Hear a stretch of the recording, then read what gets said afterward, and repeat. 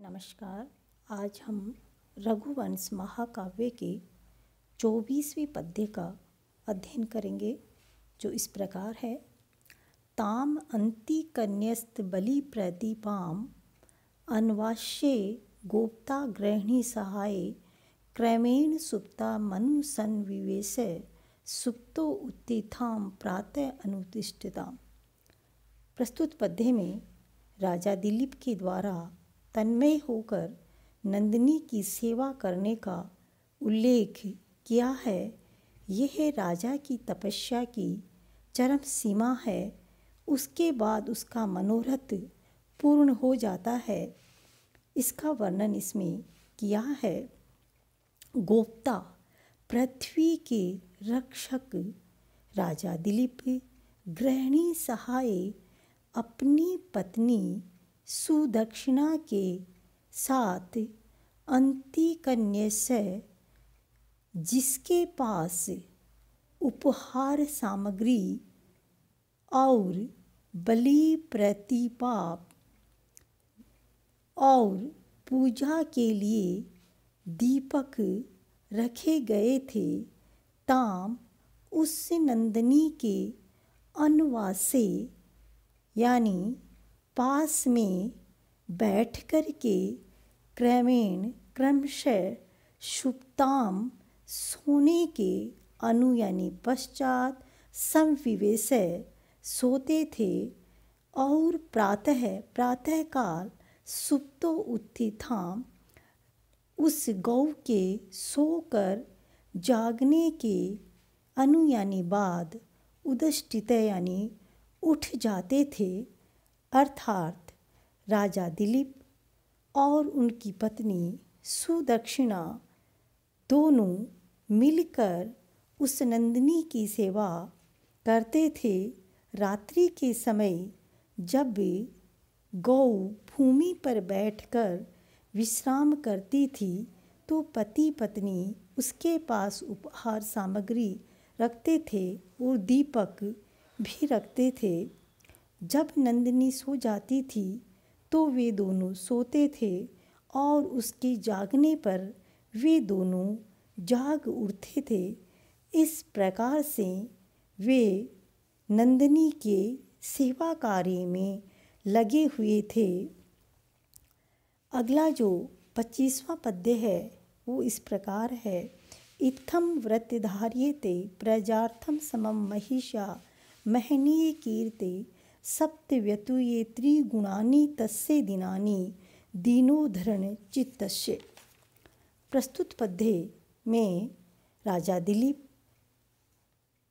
और रानी सुदक्षिणा के द्वारा तल्लीन होकर नंदिनी की सेवा में किस प्रकार तत्पर थे, इसी का वर्णन इसमें किया गया है।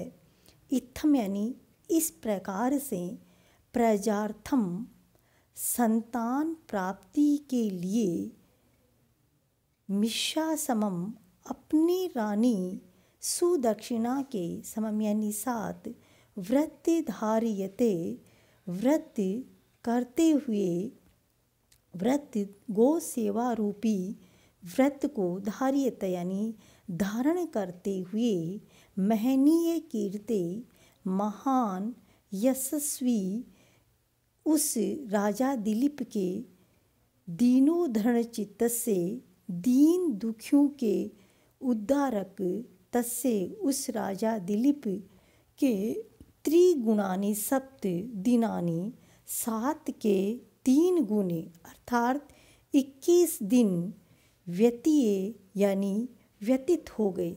अर्थात राजा दिलीप अपनी पत्नी सुदक्षिणा के साथ संतान प्राप्ति के व्रत को धारण करते हुए, कीर्ति से युक्त तथा दीन जनों के उद्धार कार्य करने वाले उस राजा के 21 दिन व्यतीत हो गए। उस नंदिनी की सेवा करते करते 21 दिन निकल गए हैं।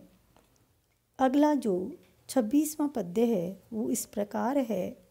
अन्येधु आत्मा अनुचरस्य भावं जिज्ञासमानं मुनि होमधेनु गंगा प्रपातांत विरूढ़शष्पम गौरी गुरुगृहम आविवेश। अर्थात अन्येधु यानी अगले दिन, दूसरे दिन, मुनि होमधेनु यानी 21वें दिन के अगले दिन 22वें दिन मुनि होमधेनु ऋषि वशिष्ठ की होमधेनु नंदिनी आत्म अनुचर से अपने सेवक राजा दिलीप के भावम यानी सेवा भाव को जिज्ञासमानम जानने की इच्छा करती हुई गंगा प्रपातांत गंगा प्रपात के निकट विरूढ़ शष्पम उगे हुए घास वाली गौरी गुरो हिमालय की गृहरम यानी गुफा में आविवेश यानी प्रविष्ट हो गई। अर्थात 22वें दिन उस नंदिनी ने जो मुनि वशिष्ठ मुनि की होम कार्य की साधन थी, उसने राजा दिलीप के सेवा भाव को जानने के लिए हिमालय पर्वत की ऐसी गुफा में प्रविष्ट हुई जहाँ गंगा नदी के प्रपात के निकट कोमल घास उगी हुई थी। यहाँ मनोभाव जानने का तात्पर्य राजा की अभिलाषा को जानना और साथ ही उसकी परीक्षा लेना है। नंदिनी ये जानना चाहती थी कि राजा की मनोकामना क्या है और उसकी परीक्षा के लिए वो गंगा प्रपात के पास कोमल घास के बहाने हिमालय की एक गुफा में प्रवेश हो जाती है। इसी का वर्णन इसमें किया गया है। धन्यवाद।